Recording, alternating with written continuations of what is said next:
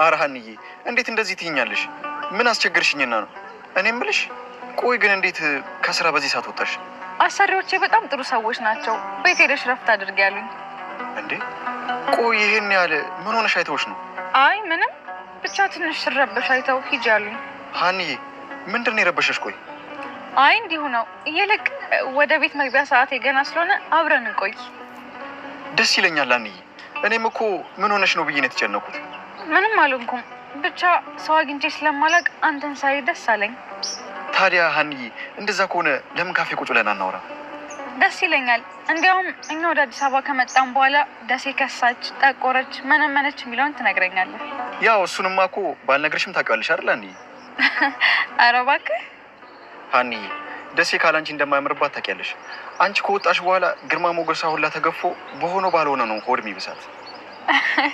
ወሬኛ ቀልድ ደግሞ ጨምረሃል። እሱን ተይውና ሀንዬ እኔ ቁጭ ብለን እናውራ። የምነግርሽ ነገር አለ እንሂድ።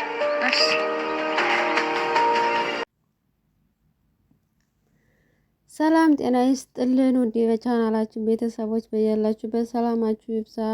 ኖላዊ ክፍል 27ን ይዘንላችሁ መተናል። ተወዳጁ ኖላዊ ድራማ እንግዲህ እንደቀጠለ ነው ማለት ነው።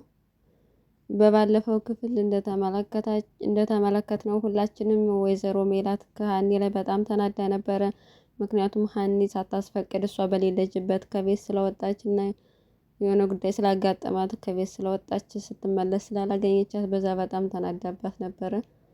እናም ሀኒ ስትመለስ ያው አልነበሩም እነሱ። ሰላምና ወይዘሮ ሜላትም ከቤተ ክርስቲያን ተመልሰው ሽንኩርት እየከተፈች ያገኘቻት። በጣም ደነግጣ ነበር ሀኒ። ወይዘሮ ሜላትም ከወትሮ በተለየ ዛሬ በጣም ሀኒ ላይ ጮኸችባት። እንዴት እንደዚህ ታረጊያለሽ? እኔ በሌለውበት ጥለሽ ስራሽን ጥለሽ ትሄጃለሽ ወይ? እና ይቅርታ እያለቻት ነበር። ያንቺ ይቅርታ ለልጆች ምሳ ይሆናል ወይ ምናምን ብላ በጣም ተቆጣቻትኝ። እኔም ደጋግማ ይቅርታ ድጋሚ የለመደኝም አጥፍቻለሁ እያለች ይቅርታ እየጠየቀች ነበር። ነገር ግን ወይዘሮ ሜላት ከወትሮዬ በጣም እየጮኸች ተናዳባት ወጣችና ምናሴ ክፍሉ ውስጥ ነበርና ምናሴ ጋር ሄደች። ስታየው እንዴ አንተ ልጅ ከክላስ አትወጣም እንዴ እያለች ነው። ሁሌም ክላሱ ነው የሚቀመጠው ምናሴና እሱም ያው መከራት ሀኒ ላይ እንደዛ ስለተናደደችባት ስለጮኸችባት በቃ አንቺ ክፉ ሴት እንድትባይ ክፉ እናት እንድትባይ ስለማልፈልግ ነው ሀና ላይ እንደዛ ስትናገሪያት የተናገርኩሽ እማዬ ምናምን እሷ ጥሩ ልጅ ናትኝ ምናምን ብሎ ነገራት። እናም ወይዘሮ ሜላትም ተጸጸተች ማለት ነው። ተጸጸታም ሄዳ ሀኒን ይቅርታ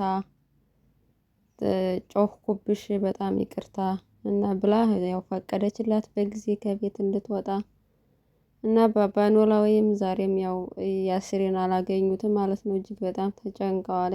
ሁሌም ከሀሳባቸው አይጠፋም። በደህናው አይመስለኝም፣ በደህናው ቢሆን አይጠፋም፣ እንደዚህ ጥፍት አይልም እያሉ በጣም እየተጨነቁ ነበረ።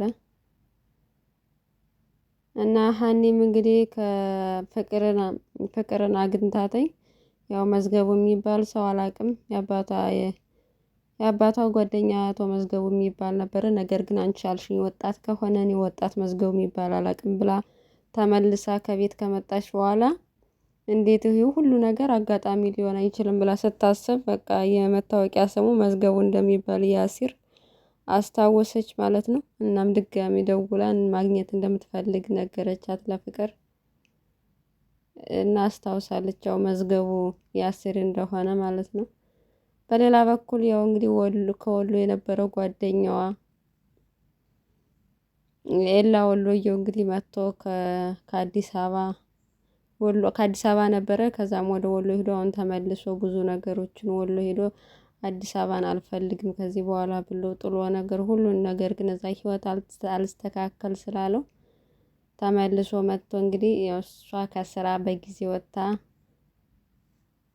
ላገኘህ ብላ ደውላ አገኘችው ማለት ነው። እንግዲህ ያሲር ያላየው ጉድ ያሲር በጠፋባቸው እነዚህ ክፍሎች ሁሉ እንግዲህ ከዚህኛው ልጅ ጋር እየተቀራረበች ነው።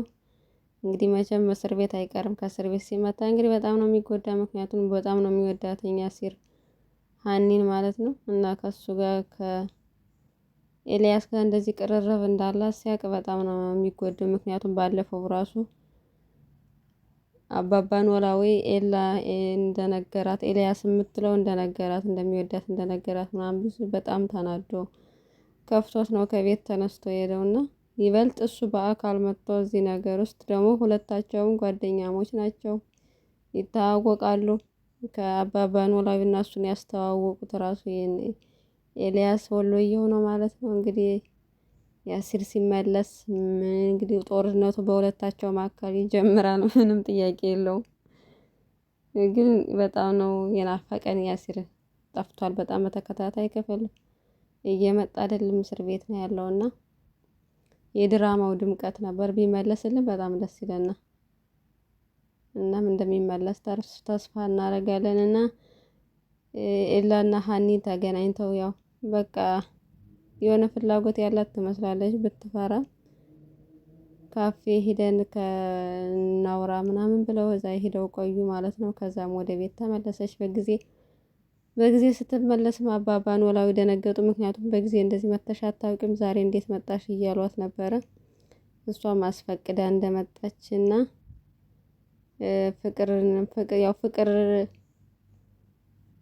ፍቅርም ከአባባ ኖላዊ ጋር ይተዋወቃሉ። ግን አጋጣሚ ሆኖ ሀኒ ወደ ቤት ስትሄድ ወደ ስራ ቦታ ስትሄድ ነው ፍቅር የምትመጣው ቤት ማለት ነው። እና መታ አባባ ኖላዊ እንግዲህ የምትፈልገው ወንድ የሚፈልጉት ልጃቸውን አላገኛችሁም ወይ ብላ ጠየቀቻቸው። እንዳልተሳካና እንዳላገኙት ነገሯት ማለት ነው። እና እንግዲህ በመጣለው ጠይቀውታለሁ ብላ ከቤት ሄደች ማለት ነው። ምክንያቱም ከሀኒ ጋር የምትገናኘውም እሷ ናት፣ አባባ ኖላዊ ጋር የምትመጣም ፍቅር ናት። ግን ያው አለመገጣጠም ነው። በኋላም እሷ ከወጣች በኋላ እየተጣሩ የስልክ ቁጥሯን የሀኒን ብሰጣት ወይኔ እያሉ እየተቆጩ ነበር። እና እንግዲህ በስከመጨረሻም እንግዲህ ወይዘሮ ሜላትና ሰላም ወደ ሽርሽር ሌላ ቦታ ስለሚሄዱ ምናሴን አብረህ ከኛ ጋር ሄድ ብትለዋል አልሄድም ስላላት ምናሴንና ሀኒን ከቤት ጥለው እነሱ እንግዲህ ለአንድ ቀንና ከዛም በላይ ሰላምና ወይዘሮ ሜላት ሄደዋል። ምናሴና ሀኒ ነው ከቤት የቀሩትና በጧት መታ ከስራ ቁርስ አቅርባለት ያው ስልክ ተደወለ። ምክንያቱም የፍቅርን ስልክ እየጠበቀች ስለነበረ ያው ፍቅርም ቀጠሮ ስለቀጠረቻት ማለት ነው አብሬሽ እሄዳለሁ። በጣም ደንግጣለች። ምክንያቱም በባለፈው ወይዘሮ ሜላት ስለጮኸችባት አሁን ድጋሚ እንዴት ነው ማገኛት እያለች እያሰበች ነበር። ከዛም ምናሴ ነገራት እነሱ ሽርሽር እንደሄዱና አሁን እንደማይመጡ፣ ስለዚህ አብሬሽ እሄዳለሁ አላት። እሷም እንዴት አብረኸኝ ትሄዳለህ? መሄድ አይገባህም አለችው። ነገር ግን አልሰማም ብሎ አብሯት ተከትሎ ፍቅርን ሊያገኙ ሄዱ ማለት ነው። እናም ፍቅርን ተገናኙና ሁሉም ነገር ያስታወሰች። ከዚህ በፊት ያው ብዙ ጊዜ እኛ የምናውቀው በያሲር ነው። ስለዚህ መዝገቡ የሚባለውን ስም ስለማላውቀው ነው። ነገር ግን ከዛ በኋላ አስቤ አንድ ቀን ነግሮን ሲተዋወቀን የመታወቂያ ስሙ ያሲር እንደሚባል ነግሮኝ ነበርና በዛ ነው ያስታወስኩትና ምንሽ ነው አለቻት። ወንድሜ ነው አለች። እሱ እኮ እህት እንደሌለው ነግሮኛል። እንዴት ሆነ ስትላት የእንጀራ አባቱ ልጅ ነኝ እና ያሲር የት ነው ስትላት እኛው እንደታሰረ ነገረቻት። እንግዲህ ከእንጀራ አባቱ ጋር ተጣልቶ ታስሮ እስር ቤት ነው ያለው እና እኛ ሰፈር ነው። በጣም ደነገጠች። ለካ አባዬ ልክ ነበር፣ ምክንያቱም ያለ ምክንያት ያሲር አይጠፋም ከኛ ቤት እያለች በጣም ደንግጣ ነበረ። ያሲር ማን ነው እያለ እየጠየቃት፣ እሷ ግን አሁን በኋላ ተረጋጋ እነግርሃለሁ ብላ እንግዲህ ተያይዘው ወደ ፖሊስ ጣቢያ ሄደዋል ማለት ነው። እዚህ ላይ ነው እንግዲህ የዛሬው ክፍል ያለቀው። እንግዲህ አባባ ኖላዊ ሲሰሙ ይደነግጣሉ። ምክንያቱም በእሳቸው ምክንያት ነው ጭራሽ የታሰረው። ባለፈው እንዳያችሁት እስካሁን እንጀራ አባቱንም አልጠየቀውም ነበር። ነገር ግን እሳቸው 400 ሺህ ብር ስለሚያስፈልጋቸው መታሰራቸው አላንስ ብሎ ጭራሽ ደግሞ በእሳቸው ምክንያት እንደታሰሩ ሲያውቁ በጣም ነው አባባ ኖላዊ የሚከፋቸው። ግን ከሰጡት ፍቅር አንጻር ነው ያሲርም ይህንን ምላሽ የመለሰው እስከ መታሰር ድረስ የደረሰውና በቀጣይ ክፍል ደግሞ እስኪ ያሲር ይመጣል አይመጣም የሚለውን እናያለን። ቢመጣ ደስ ይለናል።